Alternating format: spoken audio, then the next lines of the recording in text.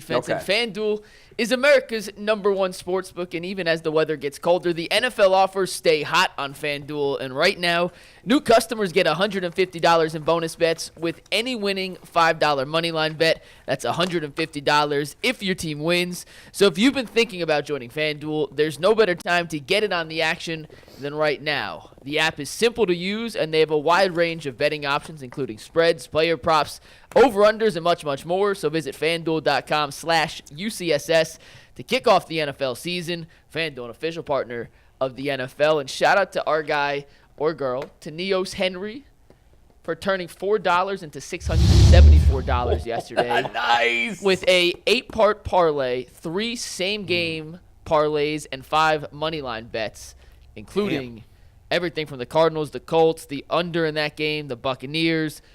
Essentially turned $4.44 into $674.35. That's a big ticket winner. If you have a winning FanDuel ticket, make sure you tweet it at us, and you'll be featured on the show as well. By the way, I got a buddy. I'm guessing that's a him with Henry as the I got a buddy named Ed who is a really smart sports fan, a really smart gambler. Like, he uses FanDuel all the time. And I was talking to him on the drive in. He had his worst day ever. He made 17 bets on FanDuel, went 0 for 17. All NFL? All NFL. He went 0 for 17, and he lost in all 5 of his fantasy leagues. Jeez. It was that's like, just called taking it on the chin. It's the worst day he's ever had, but shout out, Ed. That's rough. That's a bad day keep for playing, you. Ed. Keep playing. The wins are out there. But I'll tell you, Wow. Jim Schwartz does deserve some criticism here because Absolutely. we're always getting on Stefanski, as you say, G, about lack of adjustments. People get on him all the time. Well, where's the adjustment for the defense? Well, the defense should not fall apart just because Denzel Ward's out. Here's what I can't understand to that point, Bull. How many games have they given up touchdowns, field goals, maybe 2 touchdowns on the first 2 drives, and they look up and they're like, oh, hell, it's 14-0 or it's 10-0. Right. What I don't understand, I think he does a great job making adjustments because the defense always seems to give up points in the first quarter. They even talked about it at the end of the first quarter yesterday. Jay, look at the screen.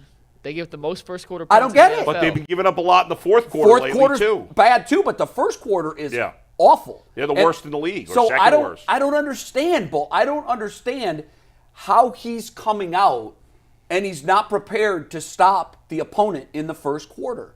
You can't spot people all those points. No. Like, and it's just not one week. It's every single week. They get the ball right downfield. Get the ball again right downfield. Maybe get a stop. And even before halftime, they gave up points here. And we got Joe Flacco and rookie quarterbacks trying to fight back because that's not a game plan. Give those guys a lead. Like, give them something to be front runners. So they can pin their ears back and come back at quarterbacks. And what was so disappointing is you got a statue quarterback in Matt Stafford. No pressure. And they got nothing. No pressure the entire game. I still can't understand it. 0 sacks, 2 quarterback hits. I don't even remember those quarterback hits. Sacks, you guys? QB hits. I don't remember them. I don't remember them either. I think did Myles Garrett have one of the QB hits? No, Myles Garrett, for the first time in his career, put up a goose egg. All across? Zeros I think he did that one board. time last year. He didn't? No, first time in his career. Maybe he had one tackle. Yeah, I mean, again, back to what I said. Just I mean, Myles, and nobody, we love you. Take a seat. We all went nuts about the upgraded talent, and they do have more talent. But where is this guy? We had Myles and Ward last year. Where are all these other guys? Who's stepping up? Because there's really nobody right now. You know what? That graphic right there looks very similar to the team sack graphic from last year when you had Myles Garrett with a bunch and then a bunch of guys with sprinkle sacks in here and there. Right. And one thing on this graphic, Tomlinson had all 3 against Arizona. It's true. All 3 of his came against Arizona. Oh, my gosh. Right. Which they won 27-0, and they were a horrible team. Yeah. And you can't take those out. They still count, but yet they still. They crushed it now. Yeah. They have Kyler Murray now. Kyler Murray makes them a different team now. That's right. A completely different team. They smoked the Steelers And yesterday. Mitch Trubisky makes the Steelers a completely different team. Yeah, but they were winning even before he got hurt. But it was close, wasn't it? 10-3, or I think it was 10-3 when he went out. Yeah. Still, I mean, it doesn't matter. Yeah. On this point, Bull, I am with you. I do want to see. I would expect the defense to get better as the game goes on. That's what elite defenses do, and they get very stingy in that fourth quarter. You can't give up 76 points in the fourth quarter and hope to be called an elite defense. Plus, I think that tag has gone out the window. They're has. certainly not elite. Yeah. They're among the NFL's top defenses this year, but they're close to losing their grip on that too. They are. They are. McNuggets, what was that stat you brought up? You brought up a stat in the post-game show. You talked about Yesterday? them not blitzing six-man blitzes. They're in the top, or they're the least blitzing team when it comes to six-man blitzes, right? And I understood that. Go ahead, Mike. The brand and their numbers haven't updated till after Monday Night Football, so I'll have to get the updated numbers. But they were in the bottom 5 in the NFL in bringing extra blitzers. They essentially, and that's Schwartz's MO. He wants to get pressure with his front 4 guys, but they do not bring extra blitzers. Yeah. And yesterday, ironically, and I could pull this up for you real quick. I bookmarked the tweet. I saw Jake Burns, who, if you haven't spoken to Jake Burns, really smart dude. He tweeted this out. Yesterday, they only blitzed 18% of the time. Yeah, that's product of Denzel 18% Ward of being the off the field. Yeah. That's why I said I think we may have underestimated his importance to this defense. We take him for granted when he's out there, but boy, it's is he a funny. glaring Mike weakness when he's said, gone. because Denzel Ward's missed games every year of his career. He has. And Mike put in the chat, he's like, well, has it been as big a drop-off when Denzel's gotten hurt in the past? And my response was the Browns' defense, for the most part, since Denzel's been here, has been bad. Sure. So even if there was a drop-off, well, it just went from bad to worse. Maybe you didn't really notice it. Obviously, it's been a drop-off. But, guys, you can't – one player – and I know it's not just one because Myles is banged up, but still – all your starters are playing besides Denzel Ward. All of them. Everybody. Anthony Walker was back. But I know they are. But again, I call Myles Garrett half a body yesterday. But still, I mean, if you count the production, he wasn't even on the field. For them to play as badly as they did for the most part in this game. Yeah. And by the way, if you notice it, this game, I know it's kind of typical. The Browns' defense was kind of typical how they've been doing it. Bad in the first and fourth, good in the second and third. Yeah. But another part of that was Puka Nacua. Yeah. When he was out, the Rams didn't move the ball. When he was in, they moved it. So to your question, that to your statement, you don't think that things should drop off that No. dramatically Yeah, without right. Denzel Ward. Yes. Right. Here's what I would say to that. Yeah. You take Puka Nacua out of the Rams offense, and we saw what they did. That's fair. Now, That's if fair, you have Denzel Ward on the field against Puka Nacua, that production doesn't look anything close to that. I'm not saying he wouldn't have had an impact. He would have. He's a great player. Yeah. But that matchup is what killed the Browns. Puka Nacua on anybody but Denzel Ward is why the Browns lost the game. Think about it. That same route that he caught and ran down the field. We've seen that. We have seen it a million times. Odell Beckham Jr., Pickens. Pickens did it. Yep. And you know what? We're going to keep seeing it until we stop it. And what is happening with the safeties on that play? It's just they're running cover too, and it's like the Red Sea is parting. Like they're a horrible zone team. It's almost like they've never seen it. And people talked about Joe Woods, right? And Joe Woods likes to run a lot of zone coverage, right?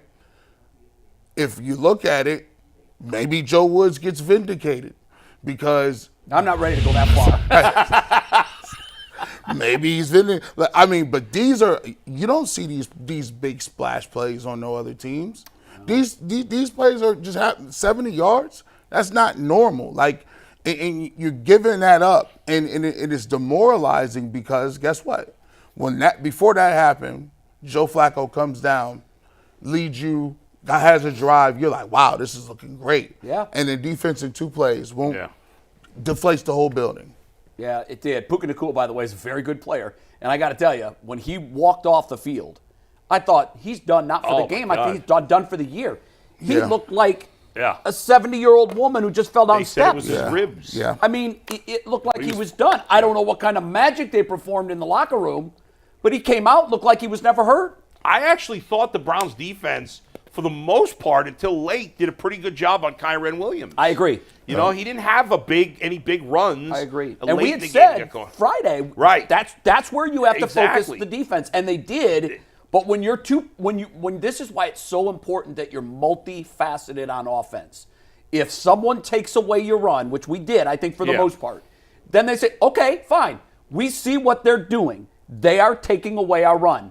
Puka, get ready. Yeah. And they just switched into pass gear. Yeah. And they activated the passing game, and you see what happened. It was pretty stark. Jay, if we're gonna be on this show next year, if we hear, I'm gonna tell you this. I've already made my mind up. If I do my radio show and you call in, and there's any rumors about the Browns going after any free agent receivers, moving up in the draft to get a receiver, and you say we don't, I'm cutting you off, or you getting off the airwaves. We don't. We don't. I am sick of it. I am tired of it. We heard it this whole offseason. We heard it this season. We heard it all off season. And every single week we go into these games in a gunfight with a knife, with a butter knife, and we see what we have. And then when people get hurt, you say, well, our offense, you're confused why the offense isn't doing anything. Are you talking about compared to what the Rams did when they got Nacua? I'm talking about the Browns receiving core compared to anybody in the not league. having Gotcha. And you know what? It's played out exactly the way we said it would at the beginning of the season when we were begging somebody to go do something to get another receiver. What did we keep hearing from the Browns brass? We like our receiving room. Love our we room. like our receiving room. We like our receiving room. Here's the problem, guys. This is a big issue. And this is why I think the defense gets some of the blame, but so does the offense. You can't have these drops. You can't have them. Now, I think Amari Cooper's got PTSD, guys. Because he had banged up ribs, and he's dropping balls that he does not drop. I think he had 2 or 3 drops yesterday. Balls that are hitting him right in the hands, and he's one of them, he was turning to run. You're now that the ribs are hurt, you're thinking, how quick after I catch this ball am I going to get absolutely leveled? And can I get down? And that's when you start with the dropsies. So for him, a sure-handed receiver who's a Pro Bowl caliber receiver, he's dropping them because he is banged up and he's fearful of what's going to happen once he catches that ball. I think that's it with him. The other guys, I don't know. I just don't know. But the drops now, and we were trying to say maybe it was DTR's fault for throwing piss missiles. I don't know. I don't know that it is his fault. I think it's on the receivers. They have got to do a better job of catching the football, period, because you're not going to beat anybody if you continually drop passes in the NFL. It's been a huge issue the last 3 weeks especially. It's gotten really bad. Obviously, the overall season numbers are terrible, but the last 3 weeks where things have gotten really out of control. It was glaring. I mean, they have like a dozen drops or 15 drops, something like that. 13 by my tracking. In the last 13 last 3 weeks? Yeah, 13 Yeah. in 3 weeks. They had 9. Yeah, I mean, the last 2 and then 4 yesterday. I had them with more than 4 yesterday. Are you sure they only had 4?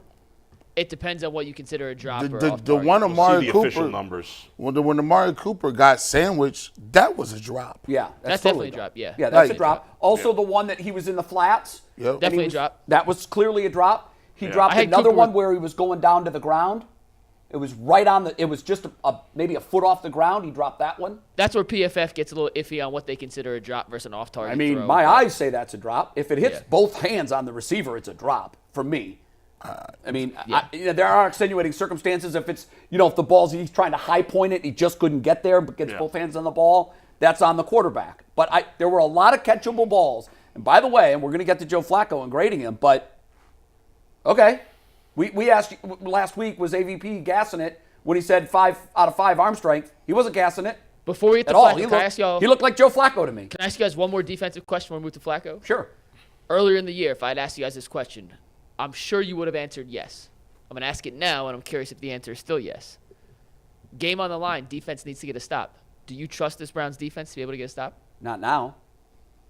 No, I Not did at the early. moment, I don't. Yeah, I did earlier, but after what we've Yeah. seen the last couple of weeks and throwing the injuries in there, I don't.